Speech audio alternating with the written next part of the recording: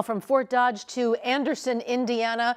That was supposed to be the straight shot flight path for a small passenger plane this morning, but it never reached its destination because the flight ended like this. The plane went down in a cornfield, and we are told there were no survivors. But just how many are dead, we couldn't say. Details are still unfolding from the scene in Indiana. That's where we find Samantha Johnson from our Indianapolis sister station with the latest. We talked to a captain with the Madison County Sheriff's Department. He called this a somber scene, another person calling it a tragedy. I can tell you, we've been out here all afternoon, first responders coming and going, and even now, more than 6 hours later, this investigation is really just getting started. A small engine plane from Iowa was bound for the Anderson Municipal Airport around 10 o'clock Friday morning. It never made it, falling from the sky and into a cornfield less than a mile from its destination. Just tragic.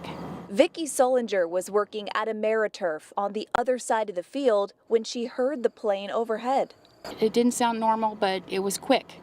And then there was the rattling on the building and the loud thud. Investigators say the plane flew into the airport too high and was circling around again when a witness said it flipped over in the air and then nosedived into the field. That's when it burst into flames. I can tell you the initial flight plan was for 4 people on board. We can't verify that 4 people actually got on the plane. That's just what the initial flight plan was for. Well, we know that one. Yeah. That's one too many. Now the FAA and NTSB are investigating exactly what went wrong. It's terrible. It's terrible. I can't imagine who's getting that phone call today.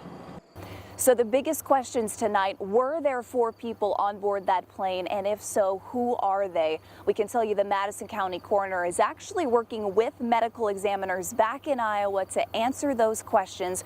We know that process could take some time, but certainly we'll let you know as soon as we learn more. In Anderson, Indiana, Samantha Johnson, Local 5. Well, the Fort Dodge Regional Airport confirmed with us that this plane did leave from there shortly before 7 a.m. today, but the plane is not based out of Fort Dodge. The airport says it is cooperating in the crash investigation.